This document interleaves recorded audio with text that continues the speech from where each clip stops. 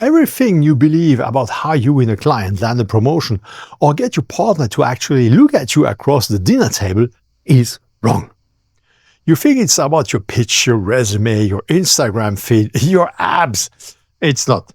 Every yes you've ever gotten in business or in bed was decided by your brain, and that brain made its decision before the person even knew they were deciding anything.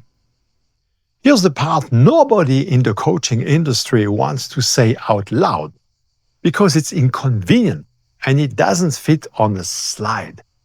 Revenue, reputation, and relationships are not three separate problems. They are the same problem, wearing three different outfits.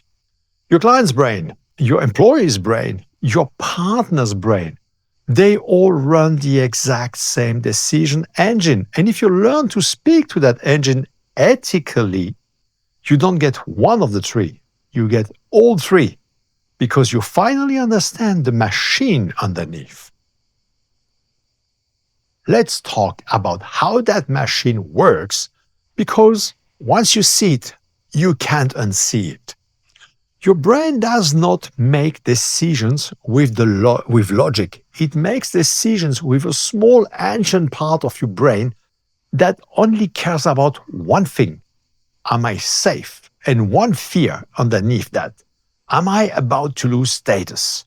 Every single choice your prospect makes, every client who ghosts you after a great call, every employee who nods in the meeting and does nothing after, that is not logic failure. That is a subconscious frustration being triggered or not triggered in the first 11 seconds of contact with you. We call it the 11-second brain scan, and it happens whether you know it or not. On revenue, the frustration is almost never about money. It's about the fear of not being able to provide. It's the quiet terror of being seen as the guy who talks big and delivers small. It's watching competitors close deals you should have closed and feeling that hot flash of missing out again.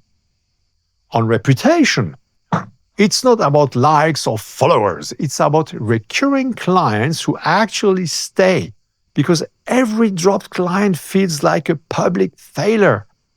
It's wanting your parents, your partner, your old college roommate to finally say out loud that they are proud of you.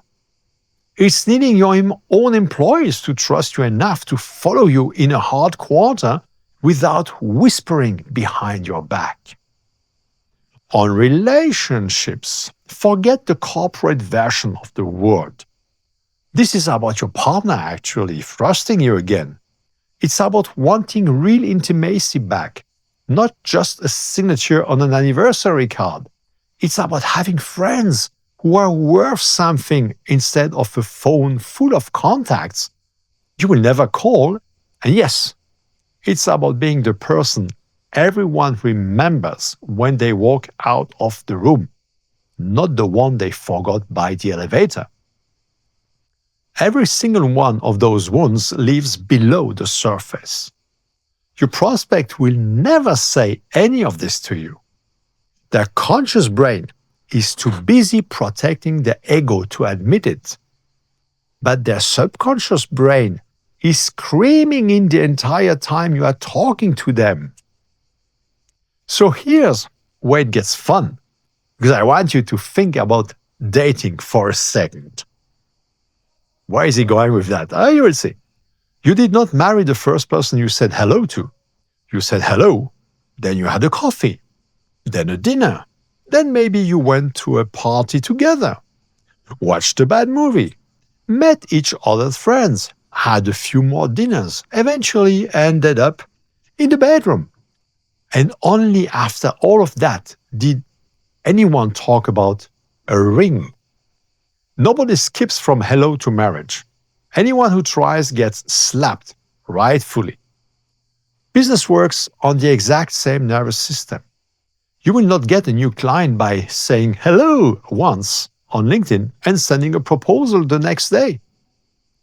It takes somewhere between 5 and 12 real touches comment, message, call, value given, call again, before that brain trusts you enough to say yes with an 80% probability.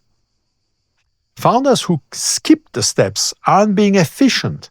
They are being ignored. And then they wonder why the pipeline is dead. So if the goal is to speak directly to that decision engine, ethically, no fake urgency, no manufactured scarcity, no coupon countdown timer, here are the two things that actually move the needle.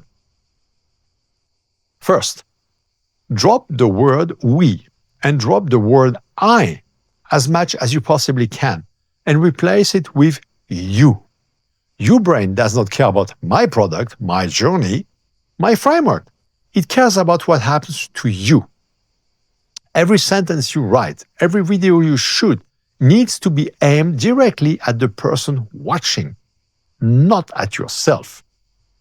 Second, stories are not optional. They add a mechanism.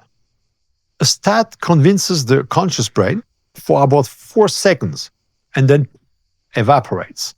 A story lets the subconscious brain actually see itself living through the outcome, and that is what drives trust and makes the decision stick. If you're not telling a story about a real person going from frustrated to relieved, you are wasting the 11 seconds you were given. Now, if you want to actually see this decision engine mapped out, the wounds, the 11-second window, and exactly how to speak to all three, revenue, reputation, and relationships, at once, without ever manipulating anyone, I am running a live session on August 6th. It covers your revenue, your reputation, and yes, whether you still have a real intimate life left after building all of this. Link is below. Seats are limited because it's live, not because of some fake countdown clock. Go register and I will see you on the 6th. Be great!